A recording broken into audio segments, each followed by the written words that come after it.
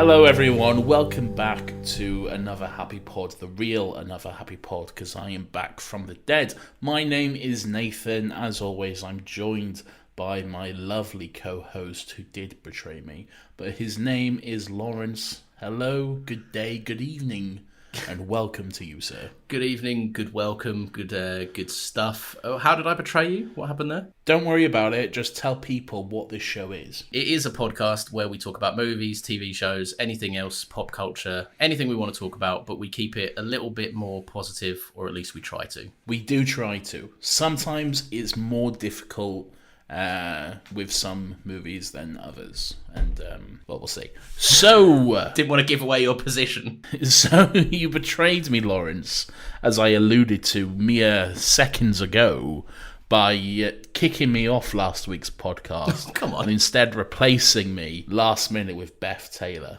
my sworn nemesis. How could I have even kicked you out? I couldn't have locked you out of, recording with us. What really happened was that Nathan needed an extra week to watch all 3 Hobbit movies, and then said, fuck, what can we do this week? And I said, have you seen Nope? And he said, nope. Okay, great joke, but first, that's just not true.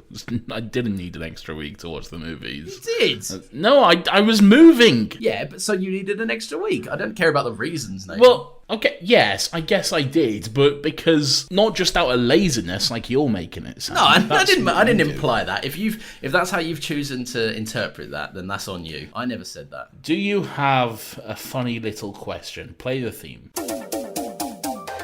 Another happy question. There we go, I did it. Well, actually, in a couple of hours from now, I'll have done it when I edit this. For anyone who doesn't know, this is where we ask a silly little question that I have to answer at the end of the episode, which is somehow related to the episode that we're doing. Indeed. Just thought I should mention that. For any new listeners who may be joining us. Hello, new listeners. So, The Hobbit is whisked away on an unexpected journey, some might say. My question for you, as I've already told you, is only 4 words long and very simple. Great. Are you doing this? Is that the question? That's the question. Are you doing this? Fucking Right, I'll elaborate. Put yourself in the shoes of Bilbo Baggins. I think I get it, but sure, go on. Are you doing this? This opportunity comes a knocking. Are you doing this? Your Mamma Mia question was bad. This, though... This is a big undertaking. Bilbo Baggins does 3 movies worth of stuff in this. Almost dies quite a few times. A lot of risk for arguably no reward. Are you doing any of this? Great. Well, tune in at the end of the episode, I guess, to find out if I am indeed. Don't tune back in. Just remain tuned for this episode. Yeah. Remain tuned in. Listen to us talk about 3 movies. We're doing this because the Rings of Power. Is it Rings of Power or The Rings of Power? The Lord of the Rings, The Rings of Power. Not colon like your bum, though. I don't think anyone thought it was colon like your bum. Okay. Thanks for clarifying. That's always helpful. I just had to make sure. I'd never seen The Hobbit. You'd seen The Hobbit, correct? I had seen The Hobbit. Yeah, you'd never seen Lord of the Rings until last year, which when we did an episode on it. Go back and listen. It's now on YouTube, probably. Or it will be by the time this comes out. Yeah, I was quite excited for them because I loved Lord of the Rings. So I was excited to see Return to the World and see, Gandalf again and all this sort of stuff. And... I was sceptical to watch them, mainly because, as I already said, and if you've listened to the Lord of the Rings podcast, I'm what would be known as a fantasy light enjoyer, not a hardcore fantasy, which Lord of the Rings arguably is. So I was a bit like, this isn't massively for me, but I know that they're like a block in my pop culture knowledge that I should probably just watch these movies at some point. So I did. I had my opinion on them, and then I got told that these are often, by yourself, these are often regarded as much worse. Oh, I'd say they're universally regarded as worse than the Lord of the Rings trilogy. There might be the people out there that have got their 8K TVs and they just absolutely love that motion smoothness and that high def, and they're like, oh, the Lord of the Rings movies are like shit compared to these. These look amazing. There might be them. Anyone who says the Lord of the Rings movies look like shit compared to this, get your fucking eyes tested, mate, because My God.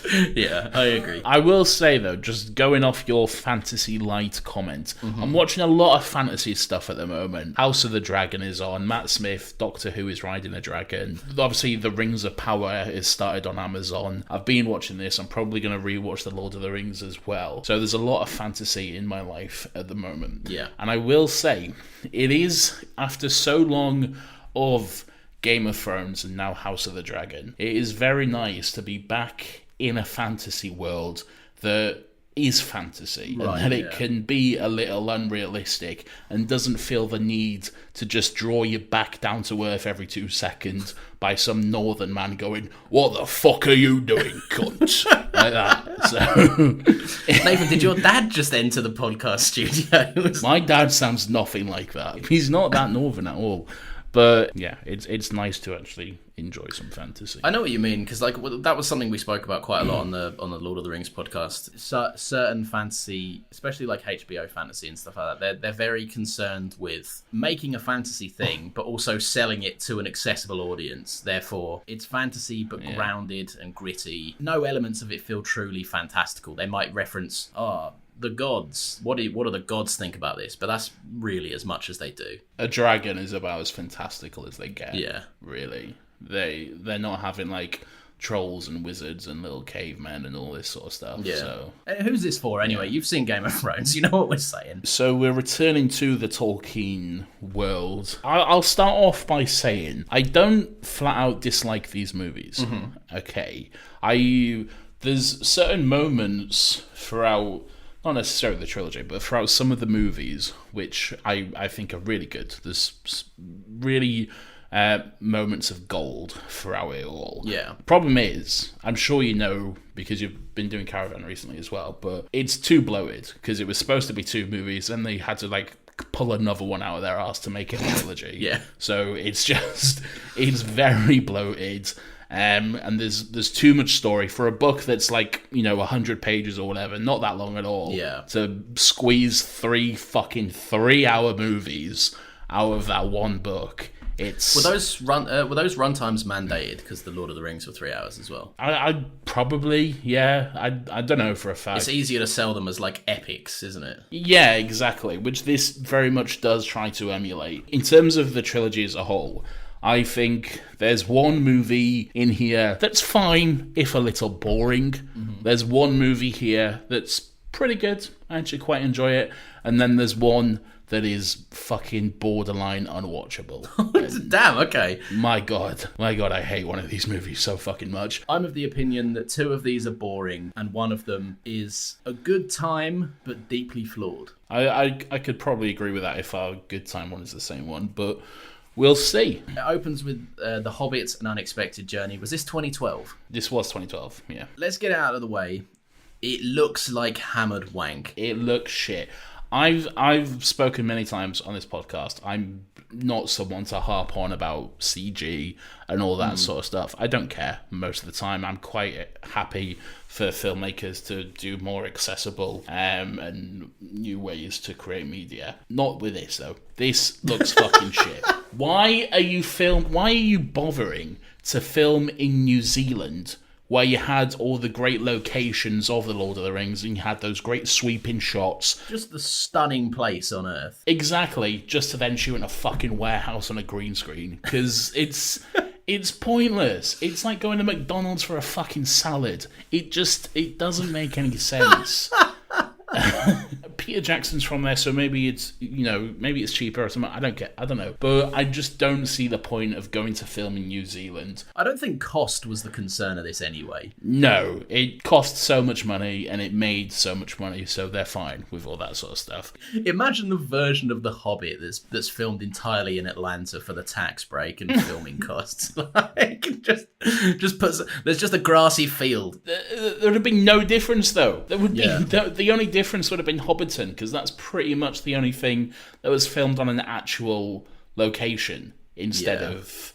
And that's like, what, one scene at the fucking beginning, then one scene right at the end? I mean, you say one scene, it's maybe like the opening half an hour of the movie. Okay, yeah, fair. But no, but then it's not even then, is it? Because it's in his because little then place. it's the interior, which isn't actually in the fucking thing. So yeah, there is like a weird like bloom over, like a weird filter that's been applied and stuff, and it kind of looks dreamlike and stuff, but it's just bad. There's also, because it was like 2012 and sort of the peak of 3D being forced down all our throats, there's just some of those shots where like a sword will go right towards the camera, or like Bilbo's buttons will pop off and they'll all fly at the camera and that sort of thing. Yeah. And it just looks shit. For a franchise that had so much goodwill behind it, the fact that they lowered themselves to trying to sell to a 3D gimmicky crowd, anyone with half a brain probably could have understood that the 3D craze would die a horrific death, and it did. And now these movies are just odd. Like, they stand out as being weirdly framed a lot of the time,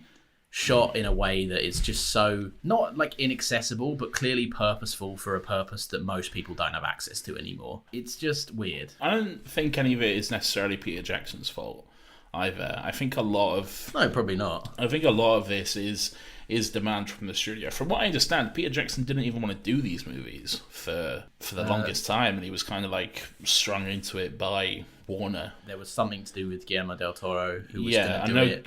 I know Guillermo was involved originally. I think it was the part of the thing where Peter Jackson was like, these are my movies. I need someone I trust to make them. And where Guillermo del Toro dropped out, he went, there's not enough time to find another decent director to do these that I trust, so I guess I'm just fucking strapping in for it. Reveal your placement of this in your ranking. Is this the one that is unwatchable? Is this the one that is good? No, I don't know if I should reveal it to the end.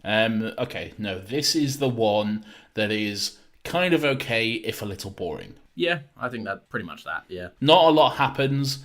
It's like the first, like, I don't know, 30 pages of a book. I haven't read The Hobbit, by the way. It's like the first 30 pages of a book, I imagine. So there's not a lot to do, but then again, they also have to just drag everything out because it's a fucking 3-hour movie, and they've got to just extend everything and maybe write in new stuff and shove other stuff in to make it... It's like they're trying to go, look, guys, it's Lord of the Rings, but also, look, guys, it's Lord of the Rings in two different ways, if you know what I mean. I do, and that's my biggest thing. If I could sum up my opinion with 2 out of 3 of these movies, maybe even to a degree, all 3 of them, Lord of the Rings works, and it deserves to be as long as it is because it gets on with it and it's got a lot of plot to do, right? So they get on with it, and they crack on, and you understand bits as you go along. This movie is so concerned with being like, we're attached to Lord of the Rings. We're affiliated with Lord of the Rings. If you've stumbled upon this movie per chance, we are the Lord of the Rings. I mean, certain stuff makes sense to include, like the Gollum and the ring stuff. That's in the book. You can absolutely have that, and you should, and that works as well. That's probably the best scene in this movie.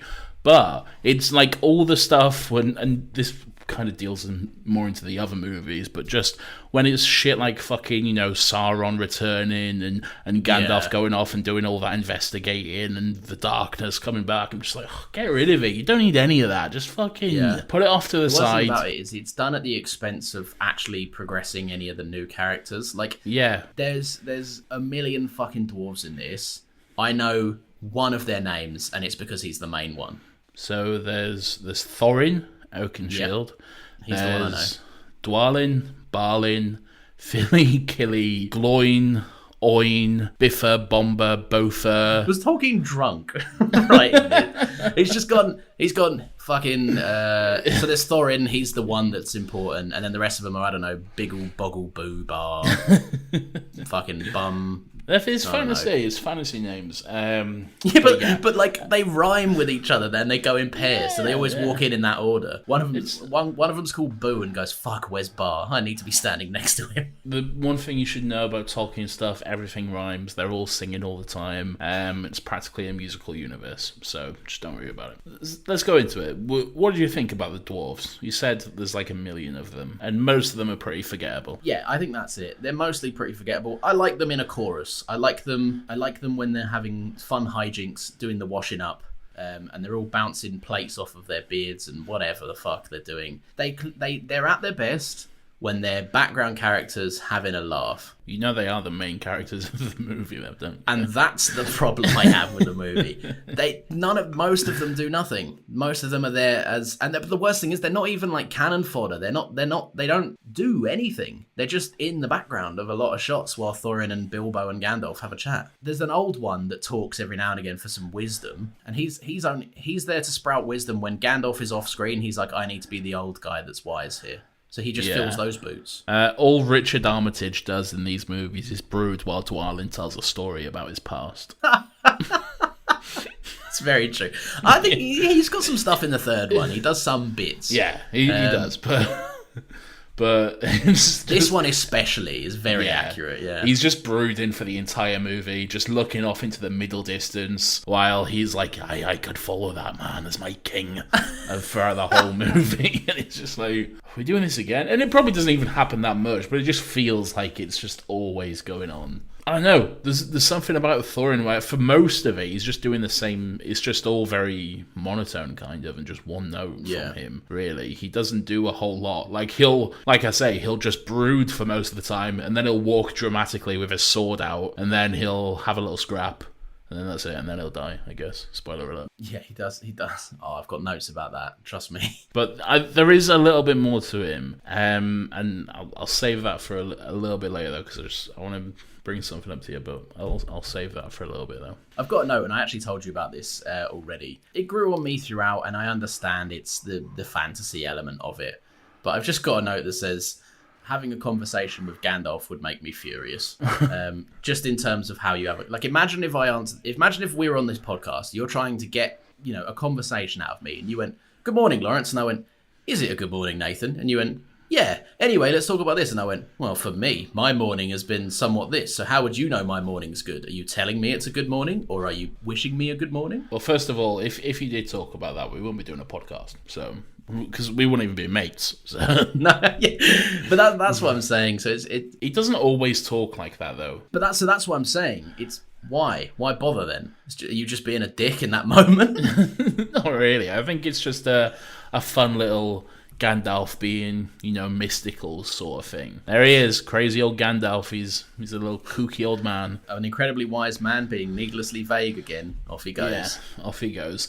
Gandalf's great though. I love Ian McKellen. I always kind of had a soft spot for Gandalf the Grey as opposed to Gandalf the White as well, just because he seems a little more like unrefined and rough around the edges. And he's punching, he's taking punches, he's getting a bit bloody, he's getting into it. He's having a good time. Well, he's not. Ian McKellen is having a terrible time filming these movies, bless him. I don't know if you've seen, there's just footage of him just sat on set, just like with his head in his hands, and he's just like, I can't do this. That's because of the they filmed him away from everyone. Yeah, he was like looking like little like dots with like the faces of the actors on them, and that's it. Like a microphone stand with a face on it. Like, exactly.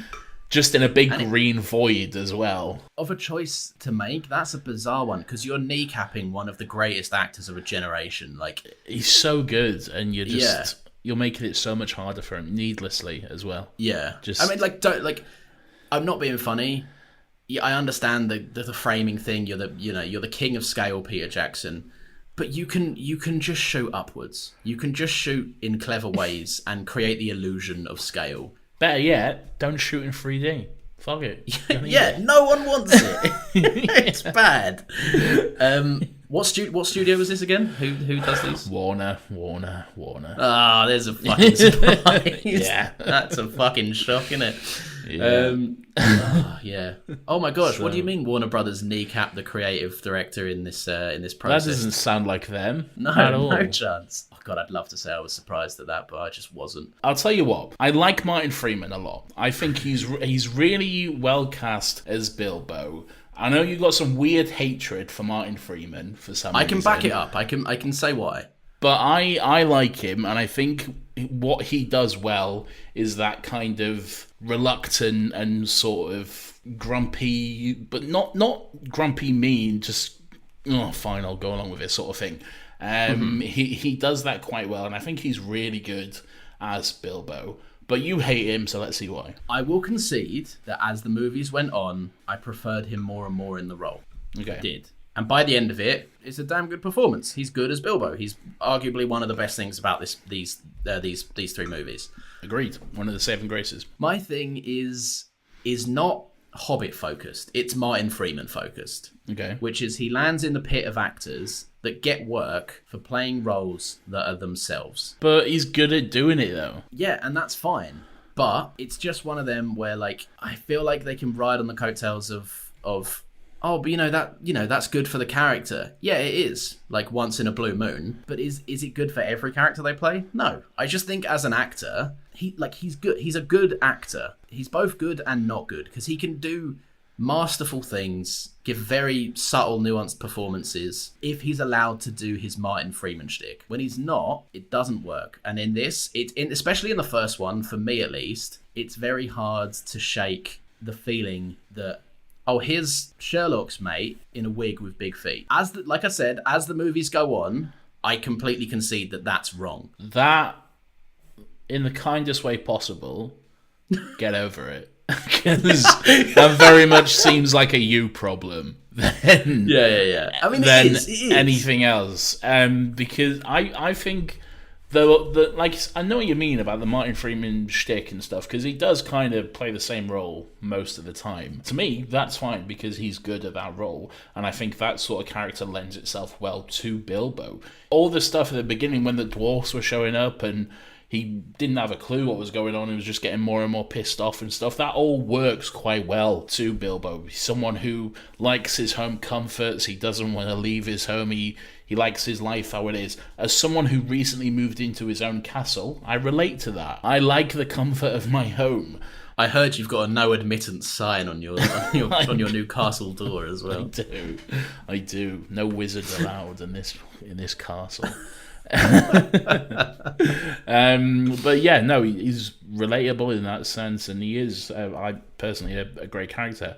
He like I said, I do want to stress, he grew on me, and it's not a Hobbit issue. It's a you issue. It's a me issue. It's one of them things for me that just, everyone has their certain hang-ups. Martin Freeman has just always been one of mine. I don't know why. I can't explain it, but I liked him more and more as the movies went on. In Desolation of Smaug and Battle of the Five Armies, he's very good. I enjoy him. They always hate to see a king succeed. So, what did you think about the Gollum scene? Fun. Very good. It's like, I always love Andy Serkis. He was my favourite thing. One of my favourite scenes from the entire Lord of the Rings was the Two Towers, when he got to do his, conversation with himself. His conversation with himself that Sam Raimi definitely didn't steal. And repurpose for the Green Goblin and also Doc Ock. But in that scene specifically, I just think it's two good performers having a nice back and forth. Sorry, I was just focused on what you said about Sam Raimi. That movie came out in 2002, meaning it would have been shot a year before. So actually, it came out before The Two Towers did. So no, I know you're right, but let's move on, Nathan. Let's move on. You don't need Madam Hooch strikes. I've been Madam Hooched.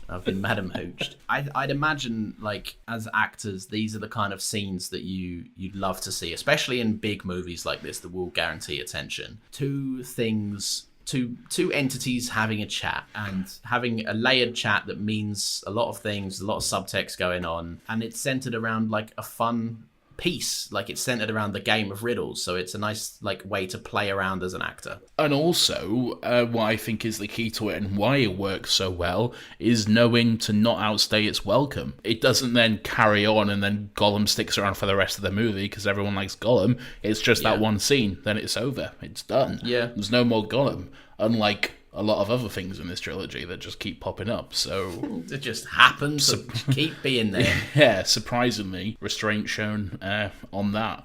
But yeah, I do really like that scene. The game of riddles is a lot of fun. Gollum again, just fucking a funny but also heartbreaking character. Great instance of, like, towing the line between comedic relief and also just pulling at the heartstrings. Yeah, because when you just, like, think of him as essentially just a fucking heroin addict who just cannot shake this drug whatsoever. I like how it leads in with A line I really like from Gandalf earlier in the movie when, he was saying to Bilbo, courage isn't knowing when to take a life, but it's when to spare one. I really like that line. And then obviously leads into that because he has the chance to kill Gollum to get past him, but he can't necessarily bring himself to do it. Instead, he decides just to spare him. So I like it. I like that stuff. Like I say, good moments throughout it. Yeah, and that's definitely one of the gold stuff in there, because this movie's very long and relentless. I would describe it as a movie that takes a long time to do nothing. Yeah. It doesn't need to be. It's paced so fucking weirdly because at this point it was supposed to only be 2 movies. It's weird. One of my big issues in this whole thing is it's very hard to take an orc seriously when, one, I've seen it done a million times better in Lord of the Rings, just in terms of an aesthetic thing, but also there's armies of them in Lord of the Rings that are dispatched with. So now I have to treat one as the big bad of the entire fucking thing. I hate that pale orc guy, and I don't understand it as well, because in Lord of the Rings and even in these movies, occasionally you have people actually in makeup and costume as orcs who look great. They in Lord of the Rings, they all look fucking amazing. In this, some of them do look great. But then you also, for some reason, have the entirely CGI ones as well. Like there's the big one with a chin, and then there's the main villain with like the one hand or whatever, and it looks shit. I understand it's going bad. for a technical advancement. But Peter Jackson is a man, and I imagine this point was argued. I can't speak for it because I don't know for a fact. But Peter Jackson is a man that kind of should have known to future-proof this, because it doesn't hold up, and the movie looks like shit at the best of times, but this stands out like a sore thumb, especially watching Lord of the Rings recently. It doesn't look good.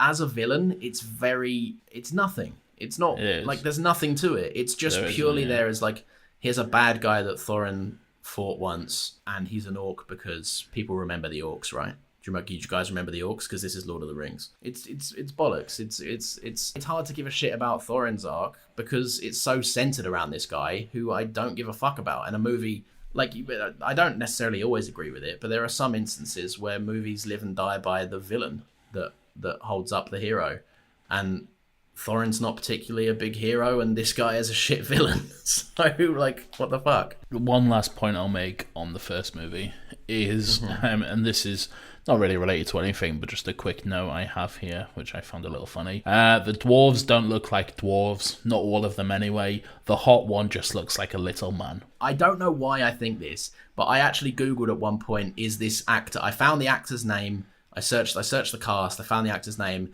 and I had a look on IMDb to find out if he was ever a CBBC presenter, because he looks like one.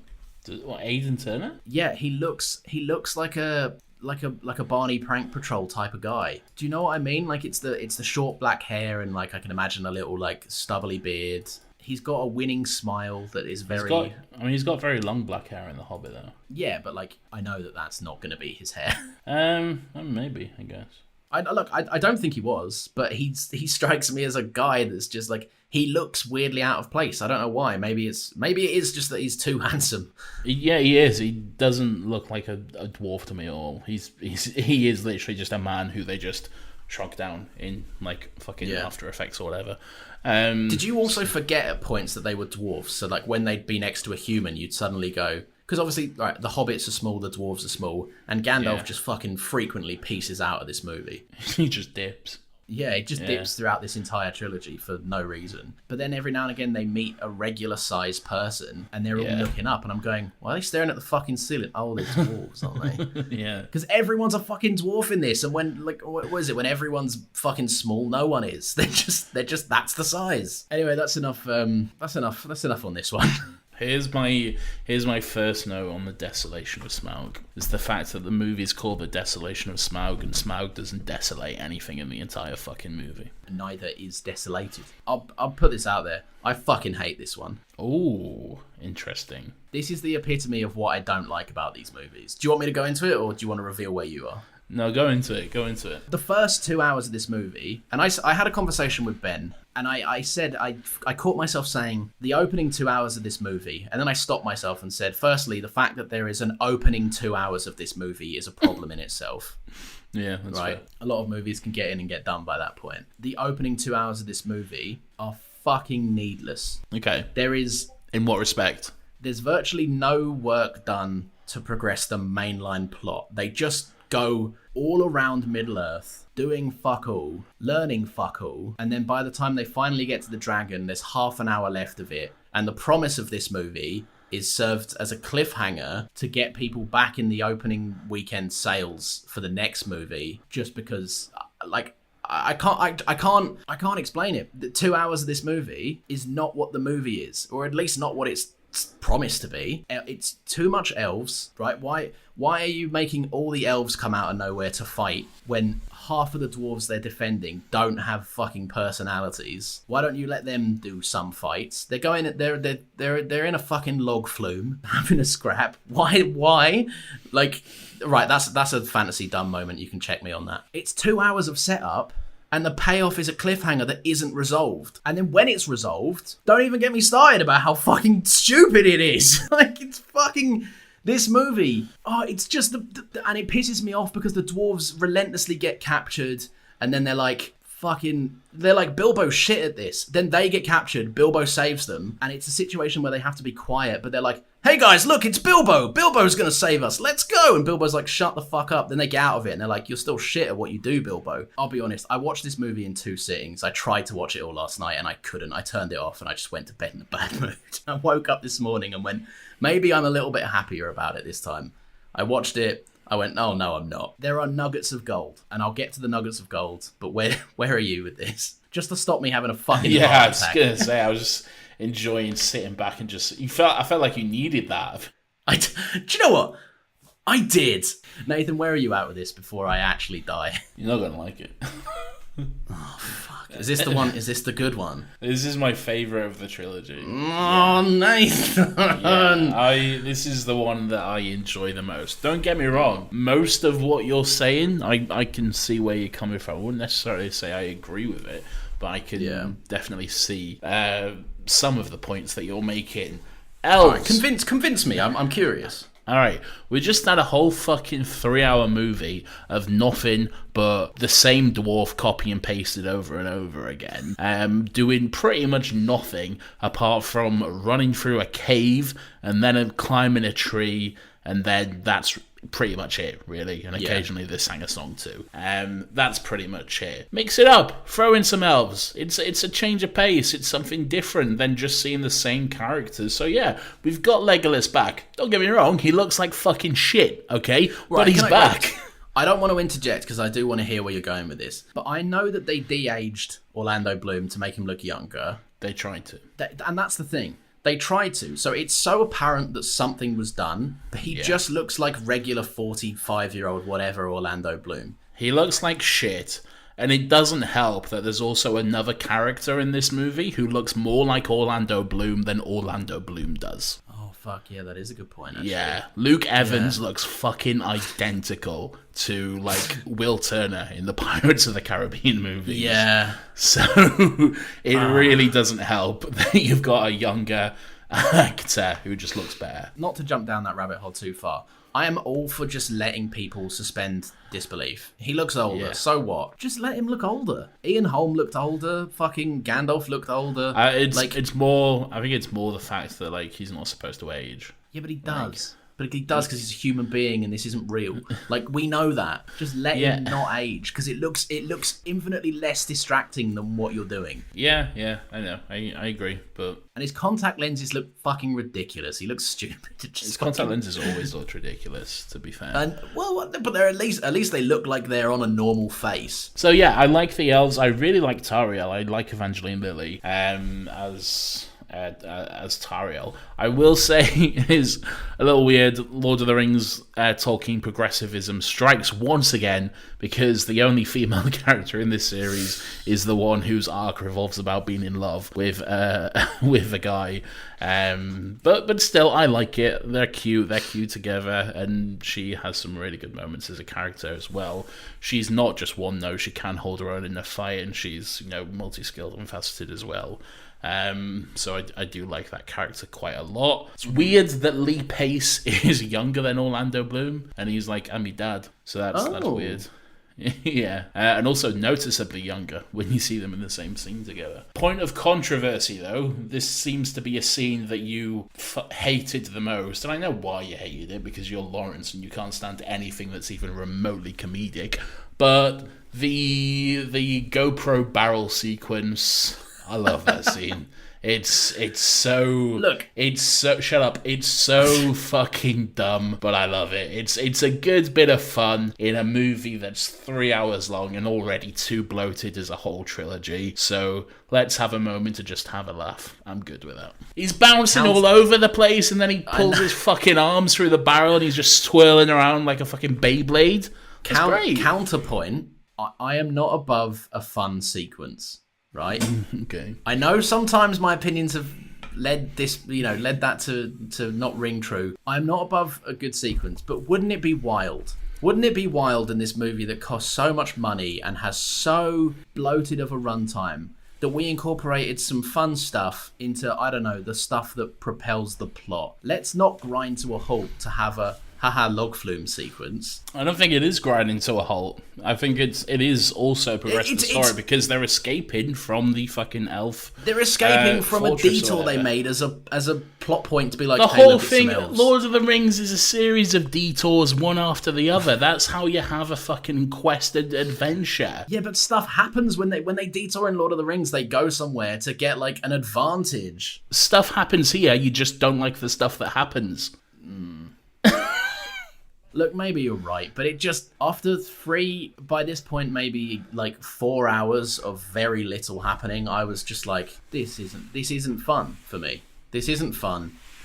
Get on with it. Would it please you to know that this is the point where I turn the movie off? Not really. I mean, if it was later, I could have understood it. This was the most, I'd say it was the most fun sequence in the movie. I enjoy it. I think it's great. It's a good time. Yeah. I like seeing Biffa or Bomba or Botha bounce around and then put his arms through the fucking barrel thing.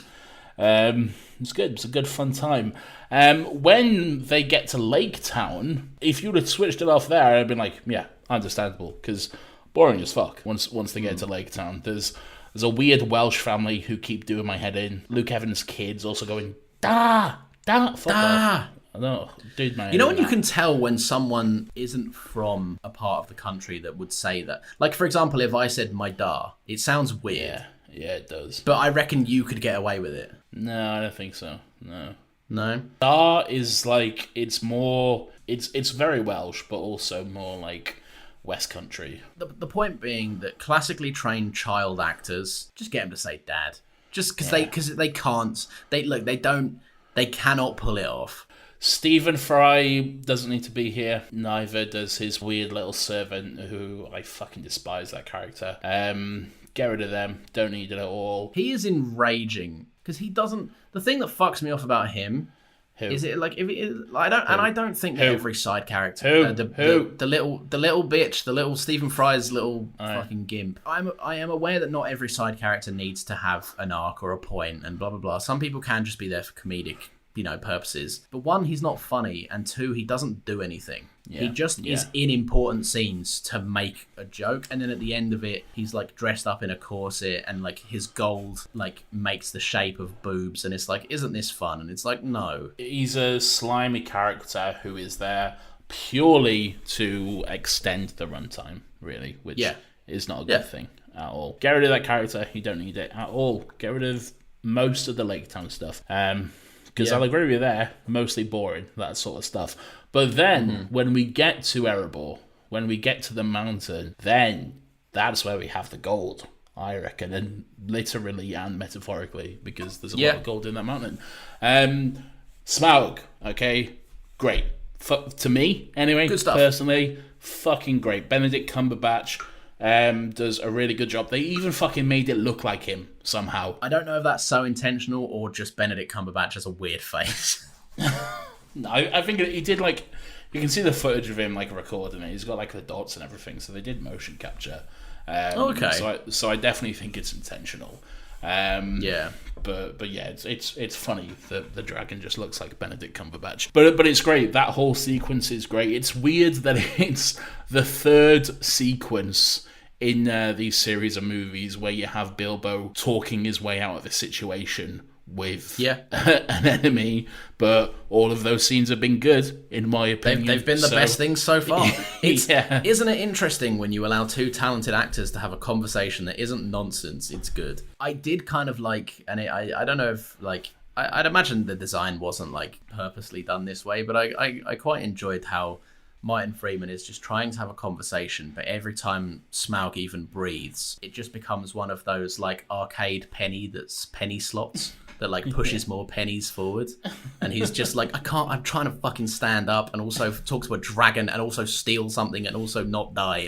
Like, this is why I like Martin Freeman in this, because those are the sequences where it's really good to have Martin Freeman's, like, stumbling energy. Yeah, I was going to say there's some really good Martin Freeman isms throughout that scene. There's, like, a moment I really enjoy, always makes me laugh, is where, like, the dragon is first just starting to wake up and he starts to rise out of the gold, and Bilbo doesn't know what the fuck to do, so he just kind of kneels down and just stays there, just hoping he doesn't see him, really. I love that, because look on Martin Freeman's face as well, where he just kind of sits there. It looks, you can almost for a second interpret it as, oh, well, I'm dead. I may as well be comfy, like, fuck, yeah. It's no, good that stuff. is funny. Yeah, and like I say, really enjoy the conversation they have. Smaug kind of just hyping himself up for all of it, just been a weird little dragon, or a big dragon. But then the kind of, like, the chase and all the dwarves, like, fighting against the dragon and trying to outsmart him and, you know, bury him in gold and all that sort of stuff.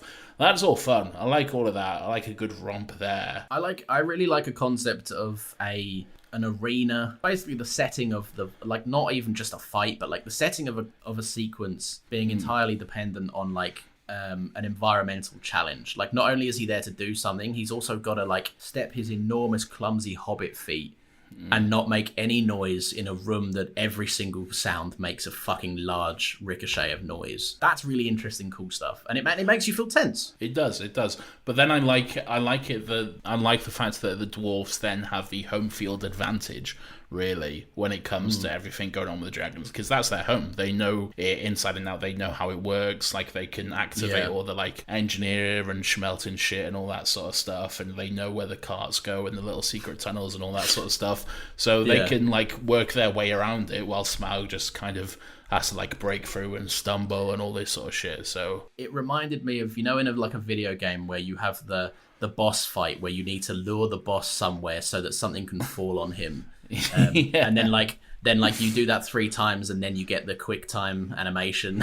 It reminded me of that, because he is constantly just walking around and having things fucking thrown at his head or something. I understand there is gold stuff in this. I get it, right? There's cool moments. But can you not see how this is just paced so horrendously? The trilogy as a whole, yes. This movie, no. It's all out of order. Like, not in terms of, like, rearrange it and it works, but, like, the in-between movie breaks are in the weirdest places. Are you talking about the trilogy as a whole or this movie? What are you saying? I guess this movie, because it's the middle slot in it, so it's just, like, it feels weird.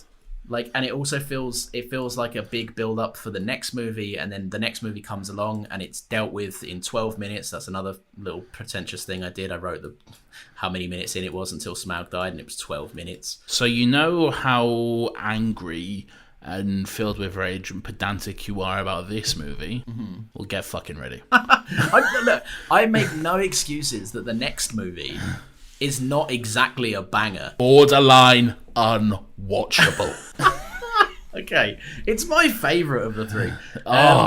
My God, it's fucking hell. I watched this last night and I did not have a good time. And you know what? I remember I've seen the other two movies since I saw them in the cinema, but I remember watching the Battle of the Five Armies in the cinema with my dad, and the entire time I was bored out of my fucking mind, and so I just never watched it again until last night. And then last night I made the promise to myself that I am never watching that movie again because I fucking hate it. Welcome back to another Happy Pod. What the last thing I'll say, I do like this, that the Desolation of Smaug makes a conscious effort to make a thematic point that Lord of the Rings villains work best when they are just left to isolate in their like greed. Obviously, like the idea of the ring completely changed Smeagol as a person in terms of like, you know, bringing out the Gollum side of him, making him like throw any semblance of humanity he had out of the window in order to just kind of fuel his addiction. And I like that Smaug kind of had the same thing going on. Like he was just, I won this battle this one time, I now have all this gold, I guess I just sit here. And like, it's why he doesn't kill Bilbo straight away, because he's like finally someone to fucking talk to. Like there's stuff to do. And it's quite interesting. And it explains why when he's like let loose, he's just like, I'm just going to kill some people because I'm bored shitless of this. So I like that. That's the one thing I'll give this movie. Oh, and the magic fight. At first I was like, here we go, boys. Magic fight. Dumb. Pointless. Get rid of it. What magic fight? The Gandalf and a big cloud or something. Oh, Gandalf and Sauron. Yeah. Who Benedict Cumberbatch played as well. What's the deal with Sauron in this? Because he was a big eye in the Lord of the Rings, but this time he's like an eye but with a person in the eye. So this is like him just starting to re-emerge. So first of all, let me just say I don't know shit about Tolkien lore. I've never read a single book, never will. I've only seen the movies and 2 episodes of the Amazon Prime series.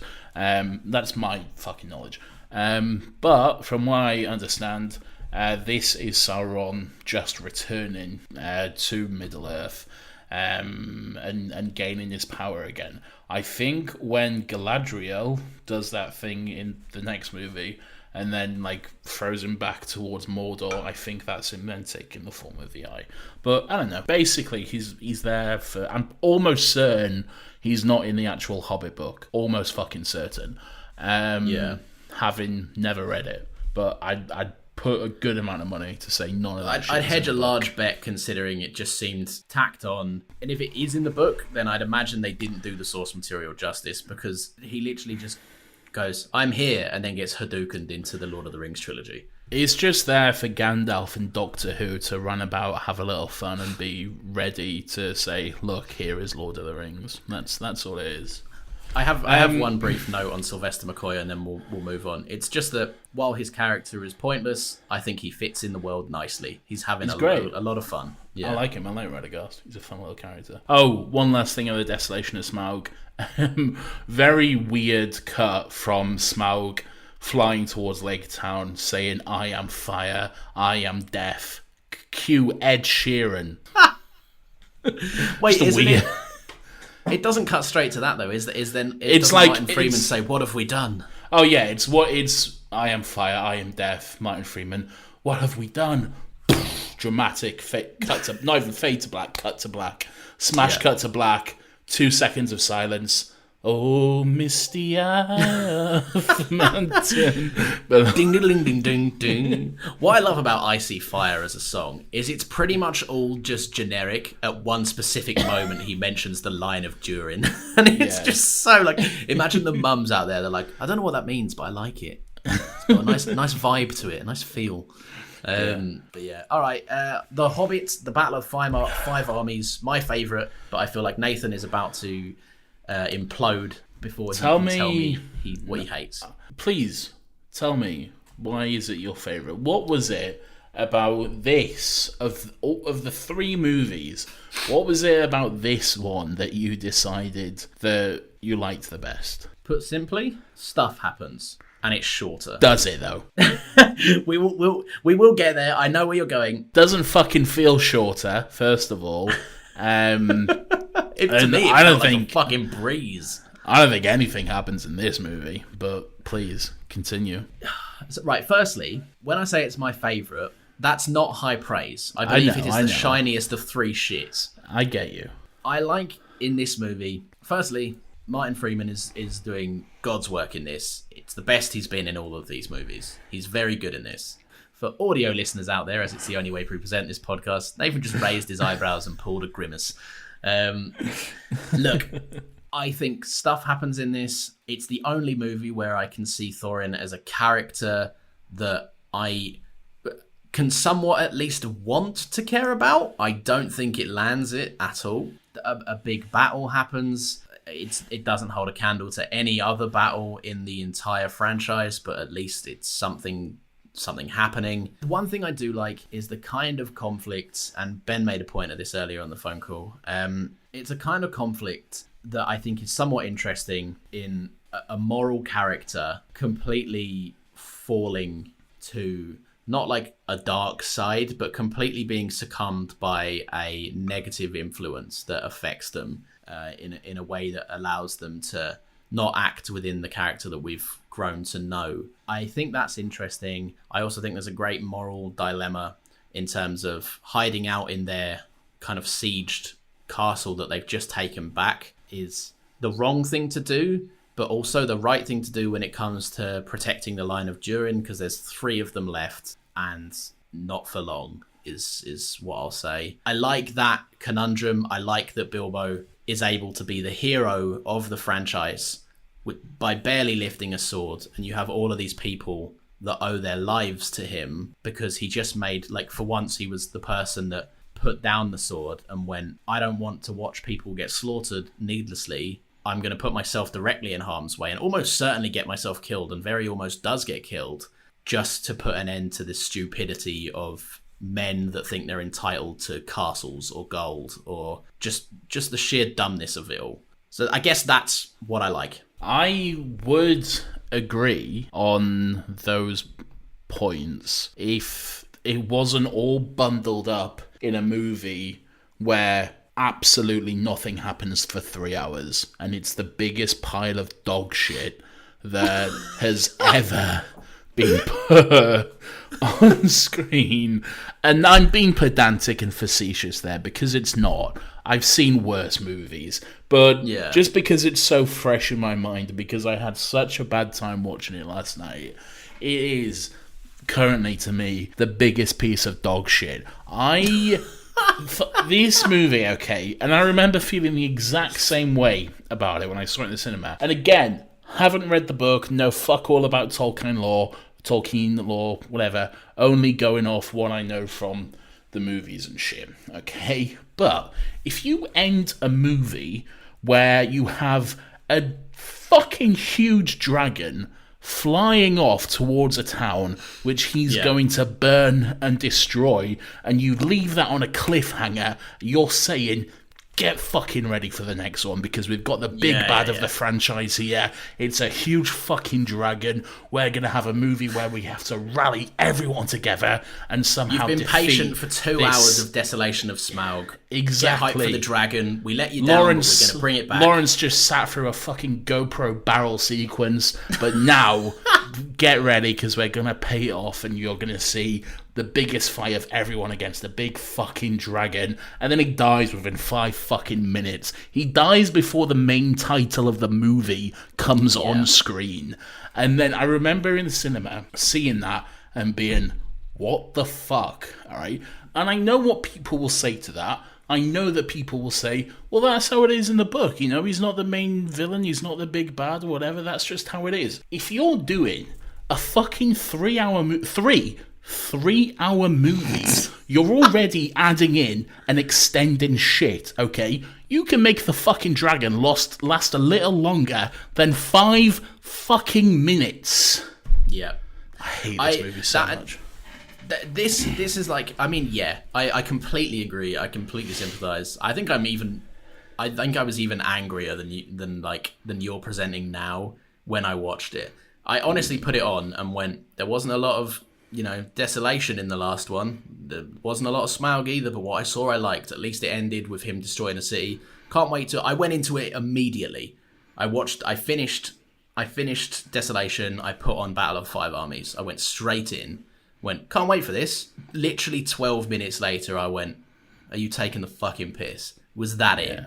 And I completely agree with you. In a franchise where I would argue 4 hours could be removed and it would be a much better time, it's so stupid to make way to dispose of not only a good talent but also a good presence that clearly resounded well with people because they seemed to like Smaug as a character. To dispatch of him like that, and it's just and it's by two people I don't like, a guy and his son that I don't care about. Yeah. And it's with this fucking arrow that comes out of nowhere and is like, he's like, oh god damn it, I left my arrow somewhere, and his son's like, here it is, Dad, I just pulled it out of my fucking ass. Good thing I brought this. And he's like, oh good, let's kill him then. It's bad. It's bad. That's what it is. It's bad. It's just straight up fucking bad. All throughout that sequence as well, you got Stephen Fry just being like, oh, let's, be rich and not help anyone, and let's, all that slapstick shit, fuck off. Get out of there. Don't need any of that. And then for the rest of the movie, you got his fucking servant just being the worst character ever. Kill him. Just cut his fucking throat. The thing that annoys me as well is because you decided to, and I'm apparently you're Peter Jackson here, so I'm just talking to you. So you decided to be faithful in the fact that you're going to kill off the dragon immediately, and that's just going to be the opening of the movie. But then what you're going to do is you're going to have literally like half of the fucking movie be this gigantic, epic, supposedly, battle a la Lord of the Rings, which is what you're clearly just trying to evoke and emanate here. But absolutely nothing happens during the battle. It's fucking boring. It's not interesting to see. And worst of all, the movie is called The Battle of the Five Armies. I counted. There's 3. There's not 5 armies in this movie. There's 3. Why is it called The Battle of the Five Armies? There's the dwarves, the elves, and the orcs. Where are the other 2? Do the dwarves count as 2? Because it's like the king's... No, because like they're the same army. But it's Thorin's company. And then Thorin are 13 blokes. That's not an army. Yeah, I guess you're right. It's the dwarves, the elves, and the orcs. We must be wrong. We must be wrong. What are the others? Because then there's the other fucking army of orcs that arrives, but that's just reinforcements. That's not another army. It's the same army. It's just more of it. Yeah, but if we're going to make this work, Nathan, every new player is an army. Gandalf is an army, because technically he's carrying a stick, which I guess is 2 doesn't things. Work. At one point during the battle, there's a big moment where everyone looks in horror as these giant fucking worms come out of the ground. They're like, oh my god, it's over for us now. The big worms are here. And then that's it. You never see them again. They don't show up again. It's just, here they are, gone. Oh my god, it's the worms from Dune. Oh wait, they're not a thing. Never mind, they never come back. Great. Alright, what do you make of... I completely get it. Like I said, the battle is... boring. It's boring. It's boring, but at least it's a battle. But then when you compare it to the likes of like Helm's Deep and everything like that, where the battle progresses in clear stages, stuff happens, people are on the back foot, and then they're pushing forward. Like you can tell what's going on in the battle. I never wanted to be in the position where I was trying to defend this. Right, I hedged all my bets on this being the one that you enjoyed the most out of all of them as well. I was clearly very wrong, and I've been put in a position where now I have to play devil's advocate to defend a movie that I have no real love or passion for. It was just, like I say, the shiniest of a couple of shits. There are probably like 2, maybe 3 moments overall in this movie that I actually kind of like. Everything else is just dog shit in my opinion. The Thorin stuff, this is another thing I do not like, okay? So, Thorin... the Arc of Thorin in this? Yes, the Arc of Thorin, because it's all just, and now he's sick, and now he's cured. It's just, alright, it's like, Thorin, you have 2 movies of him being perfectly fine. I know they kind of hinted at it towards the end of The Desolation of Smaug, but you have 2 pretty much movies of him being... I'm absolutely great. I love life. I'm angry and I'm brooding all the time, but still, I love life. Let's go take back Erebor. Let's kill a dragon. Let's have fun. Oh no, I'm sick. I hate everyone. I hate you. I love gold, and I hate you. And I'm going to kill you if you even touch my fucking gold. where's my magic space stone? All right. But then he looks at a gold floor for 5 minutes, and this all takes place over the course of like half a day. And then he's like, actually, I'm all right. Yeah, I think I'll go fight with my mates now. Great. I'm glad you took fucking 2 hours to go through all that. It's just nothing. It's just fucking more stuff so they can fill out the runtime and just get it fucking over with, really. Because they have to have the trilogy. They have to have the big epic Lord of the Rings trilogy. They can't possibly just have 2 movies, because that's a fucking travesty. When was the last time Warner Brothers cared about the creative input of these things?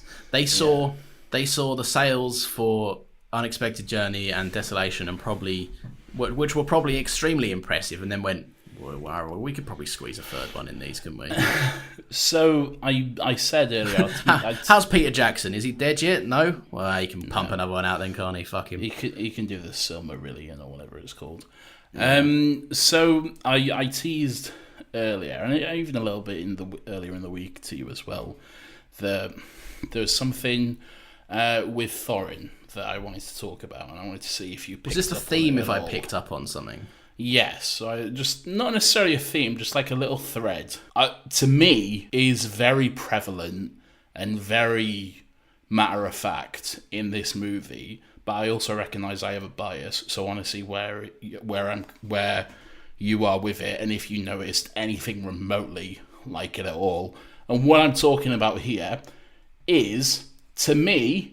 Oh, hang on, before you say, and this is the first time I'm thinking about it, and I'm going to say this bluntly. Okay. Does Thorin want to fuck Bilbo? Yes, this is exactly where I'm going. But also, Bilbo wants to fuck Thorin. Ooh! Yeah. That's interesting, yeah. So, to me, for the entire... for the trilogy, there is quite a lot of romantic subtext between the two of them, I think. It's Don't get me wrong, it's never explicit. Nothing is ever explicitly said, but the relationship between those two characters reads very much like a sort of enemies to lovers who don't quite make it their trope, with a tragedy at the end. It very much reads like that. And I think you would probably have a lot more people see it that way if either Bilbo or Thorin was a woman. If it was that way, I think you'd have a lot of people who'd be like, oh, that's clearly a romantic relationship because heteronormativity. But because it's 2 blokes, I just think it doesn't come up to a lot of people. It's just not something they even think about. The Hobbit, gay?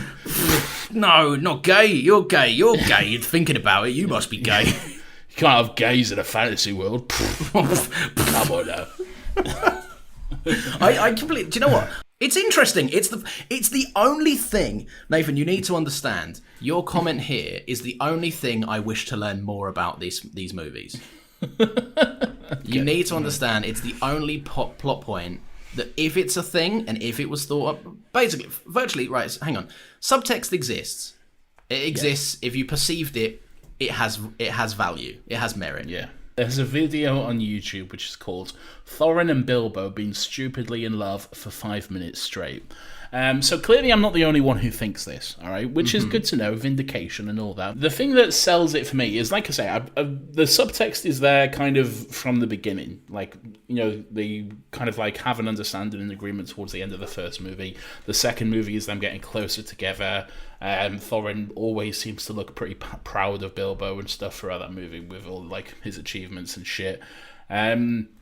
But the thing that really sells it to me in the third movie, again, a giant piece of dog shit in a movie I never want to see again, but the moments where Thorin is going through his inexplicable dragon sickness, where he loves gold all of a sudden, he's Austin Powers in Goldmember, he still has soft moments for Bilbo during those scenes, even though to everyone else he's very aggressive and very shouting, he's get out of here and all this sort of stuff, he just wants his magical space stone. He still has quite a very soft moment with Bilbo, and he's talking about, you know, Bilbo has the acorn. He snaps at him but corrects himself. That's not how he should be around Bilbo. Yeah. He does, yeah. And Bilbo has the little acorn, and they're talking about how he's going to, you know, plant the tree back at Bag End and all that sort of stuff. It's a very sweet moment between the two of them. It's only once he finds out that he essentially betrayed him that he kind of loses it and wants to throw him over the edge, which is, I guess, understandable to a point given what he's going through at that moment. And then you have to emulate a relationship which has, like, the only kind of way I can kind of see that being painted as like a scenario that's believable is like, an addiction, an obsession, and you take it out on those closest around you. And when Bilbo goes to him, he goes to him in a way that he would have to admit defeat and admit that admit wrongdoing. And instead of doing that, he lashes out at the only person that's trying to help him. Good stuff. Another moment is obviously the Thorin's death. Spoiler alert, but Thorin's death scene. Again, just quite a sweet moment. Just the moment where Bilbo really fully where Thorin is dead, and it just dawns on Bilbo. He looks fucking distraught. A lot more distraught than he seemed for either Philly or Killy or whoever the hot one was, who died and all that sort of stuff. He seems really, really broken up about Thorin dying specifically.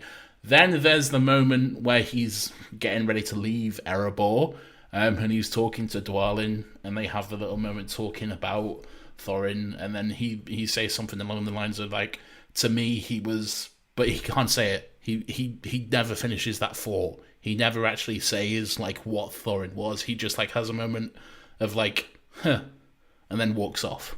Really, we don't necessarily see. He was at the end when his stuff's being auctioned off. There's the moment where he says, "Oh, you're indebted to this man" or something, and he does declare what he was to him, which was a friend. But there's an element of sadness in that. There is, yeah. As in, was he? Is that all he was because that's all he could be? As in, that's only all they ever got to be the friend. Exactly, because their time together was cut short because of a weird CGI orc. Oh, you mean when Thorin died like a fucking idiot? Yeah, for no reason. Side note, is a big rock on a chain the best weapon to use when you're having a fight on a frozen lake? I would argue no, but that's just me. Anyway, is it the best weapon when you tower over your fist could serve as that? Yeah, you could hit him and it would have the same force. He is a small man. Maybe don't swing things overhead when the small man could just run in and stab your willy off or something. Maybe don't use a weapon that really limits your movement and makes you have about 10 seconds of vulnerability before you can pick it back up and swing it again. No, but it doesn't matter, Nathan, because Thorin won't take a single shot out of rhythm. He's a man of honor. He waits. Yeah, he's a man of honor. You ready? Can we go again? A nice, good swing. Narrow miss there. Anyway, you ready again? I've got my honor back now. By the way, I'm fine. And maybe at the end of a fucking 9-hour movie, don't have yet another scene where Bilbo's house is being auctioned off for some fucking reason. Anyway, I just don't like the movie, but it can be saved if Thorin and Bilbo are gay. I'm sorry, I just saw my last note I have about this movie, and it literally just says, "Fuck off, I never want to watch this movie again, full stop." My last note about this movie is, Thorin dies like an idiot, entirely his own fault. You've come all this way, and you couldn't be asked to just push your sword 2 inches through the ice. He just stares at him for like fucking 10 minutes. Yeah, and when his eyes open, that's the time to do it. Yeah. Don't be like, oh, he's getting out. I'll wait for. Oh no, but he's a man of honor, isn't he? Has to wait. I'll give him a minute. Yeah. One thing as well, like I said, I didn't really touch on this much, but I did like the hot dwarf and Tariel stuff, and I do like the line where she says, "If this is love, I do not want it." Again, I just think Evangeline Lilly is good in these movies. What's bad is Legolas running up falling bricks. That's bad. Don't do that ever again. There's a suspension of disbelief because I know that elves are naturally more agile and durable, and also, they're also supposed to be very lighter than people as well, which is why they can do shit like that. And that's very cool. It's great when Legolas is like sliding under legs, flipping around shit, sorry. He's just a little wiry guy. It's great when he uses a shield as a skateboard and goes down Helm's Deep stairs. Just so gnarly. It's fucking radical, bro. It's tubular. It's so tubular, bro. What a 2002 time capsule. I'll be honest, I'm never going to watch these again. No, you shouldn't. I'm definitely never going to watch this one. I'll probably watch Death Sentence, but not this one. Anyway, Would I do this? I forgot all about it. This has been as long as one of the films. Yeah, this is a long episode. It is. Another happy question. Do you do the theme? We don't do the theme at the end. But we don't do the theme, but I refresh you on the question. Put yourselves... And more of an elongated conversation, because if you've tuned in halfway through or you've skipped around, you might have missed it. I asked Nathan that Bilbo Baggins is a little hobbit who is thrusted into an unexpected journey. My question to Nathan was simply, are you doing any of this? So your question was 4 words. My answer is 3. Am I fuck? Brilliant. There it is. I completely concur. If I'm just having dinner, my fish dinner, and a bunch of people come into my house and go, you're now going to come with us and we're going to kill a dragon, and I'm like 2 foot tall, I'm going to say, probably going to skip that one, to be honest. Yeah, I'll give that one a miss, boys, if I'm being honest with you. Also, you just ate all my fucking cheese. Get out. And then he comes back, and more of his stuff's gone. He hasn't just got an empty larder, he's got an empty house. So he's actually gained nothing. Yeah. Apart from a lost love that never was. And his ring. He got his ring. Yeah, he got his ring. His coping mechanism, Nathan. Yes. I will say, I did like the little bit at the end where, him and Gandalf had a little discussion. He's like, don't use the ring, Bilbo. And Ian, just take it off of him. Yeah, and he's like... You know how important it is. Just take it. But he's like, I don't think he knows what it is specifically. Because I think in the first Lord of the Rings, he knows he has a magic ring, but I don't think he knows it's that ring. It's the ring. He's just like, oh, magic ring. Cause you'd put 2 and 2 together, wouldn't you? You'd be like, this is the prequel trilogy, The Hobbit. And that's probably he hasn't seen the Lord of the Rings, Lawrence. That's his fault. That's his problem then, isn't it? Oh, side note, one thing I cannot fucking stand about this movie is... more shit's getting me angry, sorry. But when fucking Legolas's dad is like... oh, you should go see Aragorn so you can do Lord of the Rings together. This is 60 years before the Lord of the Rings. Aragorn's a fucking human man. I thought that, and he was like, his dad's a good man. His child could be a great man. I'm like, he's not born though for another 30 years. Exactly. How's he going to be a great man? Maybe they can they see what will be? Is that like an elf? I don't fucking know. I don't think so. Not from what I can see. It's just then it's just Warner Brothers fucking cuckbait, isn't it? It's just Warner Brothers going, and if you're young and you've grown up and this is your Lord of the Rings, there's better Lord of the Rings out there as well. Go watch them. It's like in Fantastic Beasts and Hitler is a gay wizard. When fucking Professor McGonagall was there, despite the fact that it was like 20 years before she should have even been born. Yeah, and she was like 30. She was like 30 and working at Hogwarts somehow. She's transcended 50 years of lore because person in movie, I guess. Yeah. Look, great. McGonagall. Well done, Warner. You've done it again. Straight up the worst line I think I've ever heard in a movie. That's my wee lad. Gimli. Gimli's dad, yeah. Fuck off.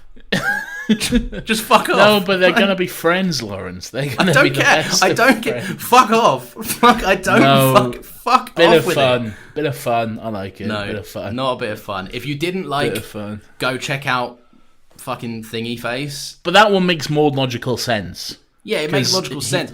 But it also doesn't. What a coincidence. He's telling the man that will become this guy's best mate. But it's not defying age. All right. Right. Yes, it makes sense. However, I don't like that he may as... the delivery of the line was quite literally, that's my wee lad. Turns at the camera, straight down the lens. May as well crash zoom in. Gimli from the Lord of the Rings. Maybe... Well, I think most people already knew that was Gimli's dad, though. I didn't, because, and I didn't care you either. didn't, because you don't care about... You don't really like Lord of the Rings or care about these movies, but Gimli is son of Gloin, and that character is called Gloin. So it's like, oh, that's Gimli's dad. So we all knew. It's just you. Anyway, well, I'm glad that like one of the few lines he had was just about being like, I'm this guy. Yeah, it was good. I liked it. I did also like the first movie and the last movie. It begins and ends with the Fellowship of the Ring, sort of. Elijah Wood shows up and he's like, I'm Elijah Wood, I'm 12 years older, I'm going to go read my book so Gandalf can come and we can do Fellowship of the Ring. It's still less distracting than CGIing his face down like Orlando It is. Bloom's. He doesn't look anywhere near as bad as Legolas. So it's good to see Frodo again, even though he's a depressing little fuck, like I said in the Hobbit episode, I think. Yeah. And I like that it ends with pretty much the scene in the Fellowship of the Ring where Gandalf shows up. And Bilbo's like, go away. If you've stuck with us this far, thank you. We appreciate it. Our episodes are usually about an hour shorter than this. But we thought in true The Hobbit fashion, we'd just blow this for as long as we possibly fucking could until you're sick of it begging us to stop. We might get a few good TikToks from it, though. So we might get a few. Check out the TikTok feed, which leads me to my next point, and a great segue, always best when referenced as a segue. You can follow us on Instagram, Twitter, and TikTok at Another Happy Pod. We got that username supremacy. It's all the same on every platform, baby. Bitch, TikTok's probably the best place to be. It's popping off there. Yeah, it's popping off. We're engaging nice conversations about whether Joel from The Last of Us was a murderer. And let me tell you, people are being real nice about it. Yeah, as you can imagine, it's going swimmingly over there. You can give us a review. Give us a 5-star review. Much unlike you would give The Hobbit, because it's a series of bad and boring movies. What else can they do, Nathan? Oh, they can get ready for this next week. Be careful not to choke on your aspirations, director. And we also have a very special guest, Nathan, don't we? Yes, we do. Do we? We do. And here he is right now. Hello, everyone. It's me, Ben from Canada. Nathan, I'm going to destroy your favorite movie. Fuck you. Fuck you. Fuck you. Thanks, Ben. To play us out, let's sing the dwarf song that they sing in the movie. Higgledy-bee, I'm a dwarf. I don't know what the song is. You don't know this song? When they're all like being dramatic? Yeah, it's by Ed Sheeran, right? No. Oh, didn't know. And I see fire. Oh, you know, I saw a city burning. Should have done something about it, Ed Sheeran. Are we done? I feel we're done. Anyway, bye.